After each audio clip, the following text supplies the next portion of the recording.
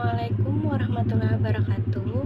Nama Purnamasari, NPM 1820060049, lokal 6C non-reguler, nomor absen 33, mata kuliah Perencanaan Pembangunan. Di sini saya mendapat tugas sesuai dengan akhir MPM saya, yaitu 49, tentang hukum dan peradilan. Pertama-tama saya akan menjelaskan apa itu hukum. Hukum adalah peraturan berupa norma dan sanksi yang dibuat dengan tujuan mengatur tingkah laku manusia dan menjaga ketertiban, keadilan, dan mencegah terjadinya kekacauan. Setiap negara mempunyai aturan-aturan hukum tersendiri yang berbeda dengan negara lain, termasuk Indonesia. Seperti diketahui, Indonesia merupakan negara hukum sesuai dengan bunyi pasal 1 ayat 3 Undang-Undang Dasar 1945. Itu artinya, setiap warga negara wajib mematuhi hukum dan aturan yang berlaku di Indonesia. Menurut Kamus Besar Bahasa Indonesia, KBBI, hukum adalah peraturan atau adat yang secara resmi dianggap mengikat yang dikokohkan oleh penguasa atau pemerintah. Selanjutnya, saya akan menjelaskan tentang peradilan. Peradilan adalah segala sesuatu atau sebuah proses yang dijalankan di pengadilan yang berhubungan dengan tugas pemeriksa, memutus, dan mengadili perkara dengan menerapkan hukum, menentukan hukum. Selanjutnya, di sini saya akan membahas masalahnya. Yang pertama, masalah. Ada beberapa masalah hukum yang sering terjadi di Indonesia. Yang pertama adalah lemahnya integritas penegakan hukum yang sangat mempengaruhi sistem hukum pidana yang seharusnya menjadi hukum formal serta hukum material, seperti korupsi yang masih sering terjadi di Indonesia. Yang kedua, tidak ada pengawasan yang efektif terkait dengan hukum yang berjalan baik oleh pengadilan pengawasan internal pemerintah, parlemen, dan komisi negara independen. Yang ketiga, masih melihat hukum dari kontennya.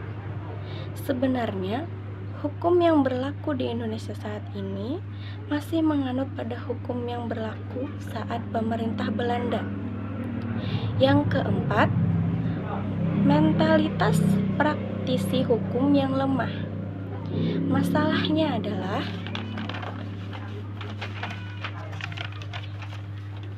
masih lemahnya praktisi hukum yang menjalankannya.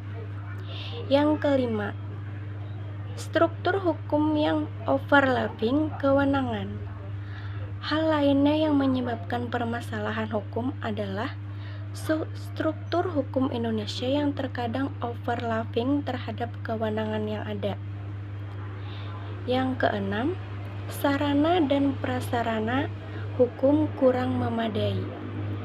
Yang ketujuh, peraturan hukum yang kurang jelas, partisipasi publik yang sangat minim dalam pembentukan perundang-undangan juga menyebab dari masalah hukum di Indonesia.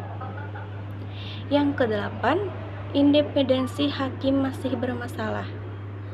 Proses hukum akan berjalan dengan baik jika hakim memiliki kekuasaan yang mendekat tanpa harus dipengaruhi dari tekanan berbagai pihak.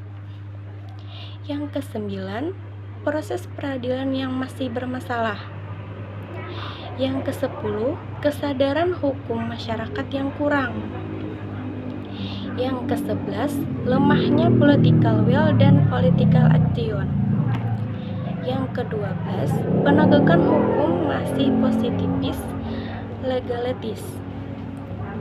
Yang ke-13, peraturan perundang-undangan masih belum memihak rakyat. Yang ke-14, kebijakan seringkali diputuskan oleh pihak terkait. Dan yang terakhir, budaya lama yang masih dilanjutkan. Selanjutnya saya akan membahas beberapa masalah peradilan yang terjadi di Indonesia. Yang pertama, independensi peradilan Indonesia sangat tidak merdeka karena besarnya pengaruh dan campur tangan pemerintah yang begitu kuat. Yang kedua, masalah yang menyangkut sumber daya manusia. Yang terakhir, masalah sarana dan prasarana peradilan serta kesejahteraan umum.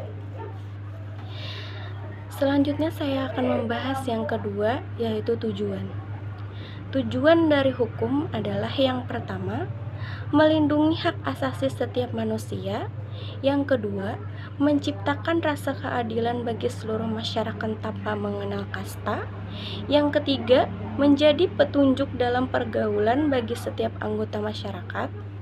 Yang keempat, menjaga agar tidak terjadi perbuatan main hakim sendiri dalam pergaulan masyarakat.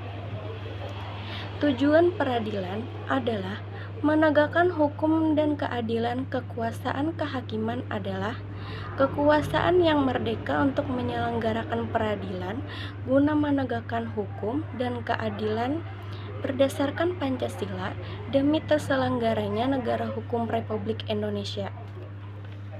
Selanjutnya yang ketiga, upaya pemerintah dalam melakukan pembangunan dalam urusan tersebut.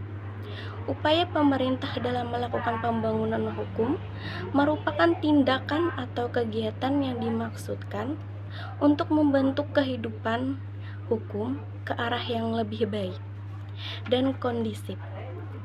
Pelaksanaan pembangunan hukum tidak hanya dilanjutkan untuk hukum dalam arti positif yang identik dengan peraturan perundang-undangan, tetapi juga hukum dalam arti luas yang menunjuk pada sebuah sistem yang meliputi pembangunan, materi hukum, pembangunan kelembagaan, dan penegak hukum, pembangunan pelayanan hukum, dan pembangunan kesadaran hukum masyarakat. Dengan pemerintah melakukan pembangunan materi hukum adalah tindakan atau kegiatan yang ditunjukkan untuk pembaharuan peraturan perundang-undangan dalam mendukung pelaksanaan peraturan perundang-undangan dan mendukung penyelenggaraan pemerintah dalam membangun nasional yang bersumber pada Pancasila dan Undang-Undang Dasar NRI tahun 1945 yang mencangkup perencanaan hukum, pembentukan hukum, serta penelitian dan pengembangan hukum. Pembangunan hukum dilaksanakan untuk mencapai visi, mewujudkan bangsa yang berdaya saing dan masyarakat yang demokratis berdasarkan hukum. Upaya pemerintah dalam melakukan pembangunan hukum dan peradilan, upaya pemerintah memperbaiki instrumen hukum, aparat penegak hukum, sekaligus membangun budaya hukum yang kondusif.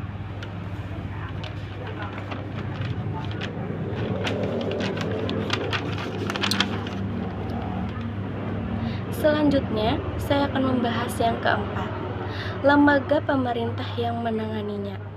Beberapa lembaga penegak hukum di Indonesia yaitu Kepolisian Negara RI, yang kedua, Kejaksaan RI, yang ketiga, Hakim sebagai pelaksana kekuasaan kehakiman, yang keempat, advokat dalam penegakan hukum.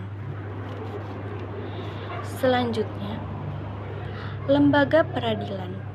Berdasarkan ketentuan Undang-Undang 1945 Pasal 24 yang selanjutnya diatur di Undang-Undang RI Nomor 48 Tahun 2009 Pasal 18 tentang kekuasaan kehakiman. Menurut undang-undang tersebut, kekuasaan kehakiman di Indonesia ada pada dua badan, yaitu yang pertama Mahkamah Agung atau MA dan badan peradilan yang berada di bawahnya dalam lingkungan peradilan umum, lingkungan peradilan agama, lingkungan peradilan militer, lingkungan peradilan tata usaha negara. Yang kedua, Mahkamah Konstitusi. Penegakan hukum melalui badan peradilan menempati kedudukan yang sangat strategis.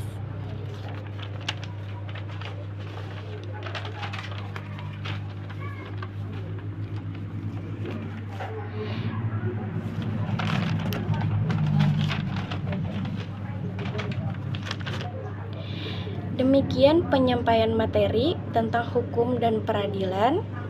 Salah dan kurangnya saya memohon maaf. Assalamualaikum warahmatullahi wabarakatuh.